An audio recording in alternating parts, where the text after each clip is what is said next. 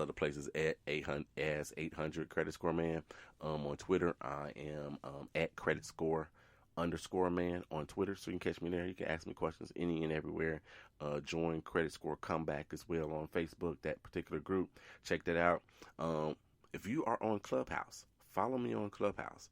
It might be under just my name, Kevin King, on Clubhouse. But when I do a Clubhouse, I'm going to be doing it on credit. So I'm going to be doing it on credit when I finally do one. So follow me on Clubhouse there, and set your alert so you know when I come on and we'll talk about credit, and we can have some back and forth. You can ask all your questions right there in the flesh, right?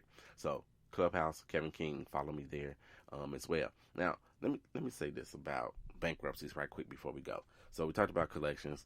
Let's talk about bankruptcies a little bit before we go. So if you filed bankruptcy before, it's on your credit report, right? If you filed a Chapter 7 or you filed a Chapter 13. If you filed a Chapter 7, it is going to stay on your credit report for 10 years.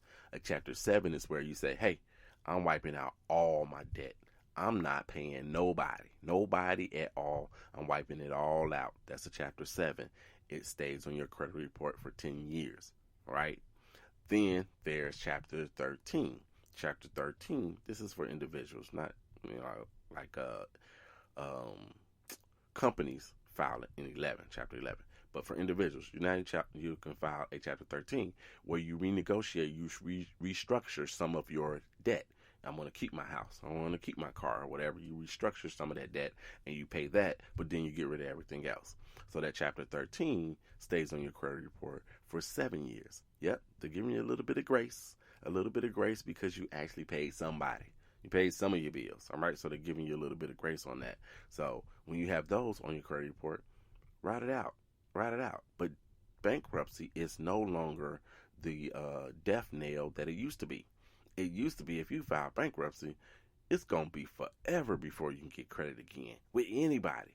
That's not the case anymore. You can file bankruptcy, and there's a period because the law says so. It's 4 years, I believe. Maybe in one or two places, it's only 2 years. If you file bankruptcy, then you can't get a mortgage until that 4 years is up. If you file bankruptcy on a mortgage, then you can't get another one for 4 years. It might be 2 years in a couple select places. But now, once you file bankruptcy, once it's discharged and all that stuff, I suggest you start rebuilding your credit. Don't wait 7 years to start rebuilding. Don't wait 10 years to start rebuilding, because you are simply wasting time. Simply wasting time. So if you file bankruptcy, you're like, man, I don't want to deal with this credit stuff anymore. I'm going to pay cash everywhere I can. If I can't pay cash and I can't get it, all that stuff, or I'm going to pay a ridiculous interest amount. I'm going to go to renter centers and all that kind of. Don't do that. Start soon as it's discharged. Start reestablishing credit. Are you going to pay higher interest rates than most people? Absolutely. And you should. You just walked out on debt. I don't care if it was just $10,000 worth of debt or if it was $200,000 worth of debt. You just walked out on some debt. So, yes, you're going to pay higher interest rates. But here's the thing. If you were to wait 7 years and then start, you wasted those 7 years, and now it's going to take you 2-3 years to build your credit. You can start building it right now. So when that 7 years and that bankruptcy falls off your credit report, your score is going to be great. It could be great when you're at year 5 and year 6. Is it going to be 800? Most likely not, because you have a bankruptcy on your credit report. However, soon as that bad boy falls off and you keep doing the right things over the next 4 or 5 years, your score is going to be good, and you have established good credit habits.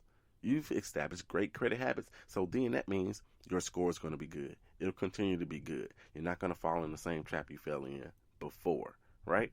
So start building credit right away.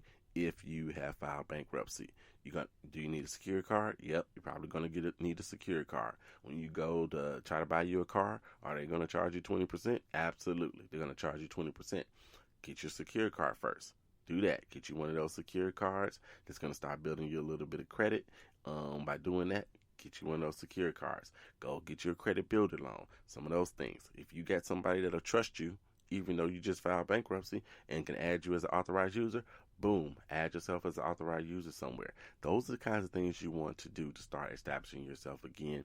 No matter if you filed a Chapter 7 or you filed a Chapter 13, doesn't matter. You just don't want to wait forever to start reestablishing credit. I know some of you, it's because of credit cards. If it's because of credit cards and you don't want to deal with a credit card, you need to deal with a credit card. You just need to get it in your mind that you need to deal with a credit card. You're not going to make the same mistakes you did before. You're going to pay on time, and you need to utilize that credit card every now and then. You don't have to use it. You can still go about your way about, I'm going to pay cash for everything. Absolutely perfectly fine. Pay cash for everything, but have that credit card as well. Not for any emergencies. So people you say, I get you a credit card for emergencies. Something happened, you need to call somebody to come fix your water heater. You can use your credit card. You don't have to use it for emergencies. Just have your card. Have your card because it's going to help you establish credit.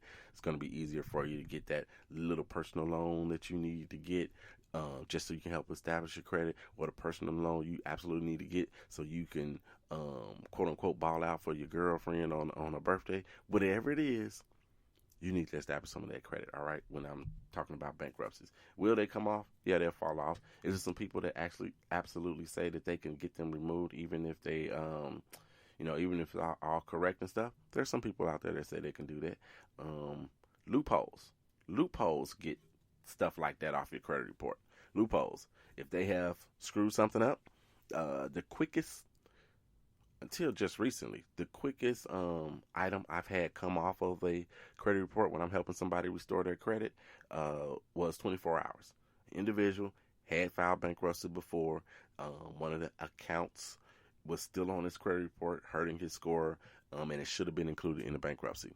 Contacted TransUnion, Equifax, Experian, 24 hours. Actually, probably was shorter than that because it was on a Friday.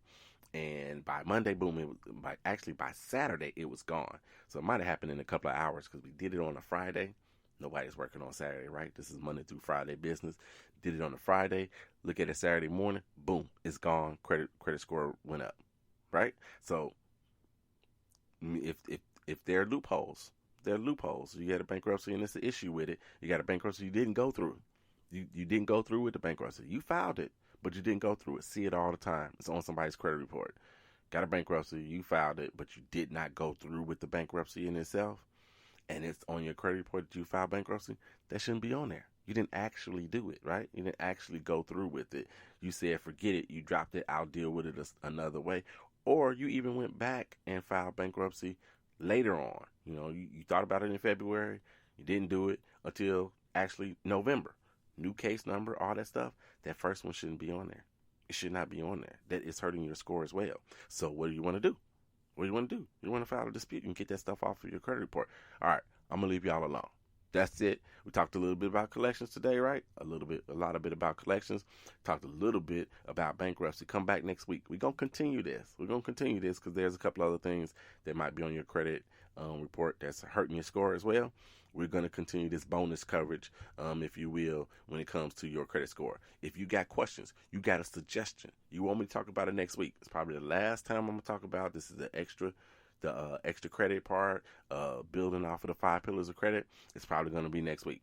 You got questions, you want me to talk about it next week, contact me. Send me that email, 800@creditscoreman.com.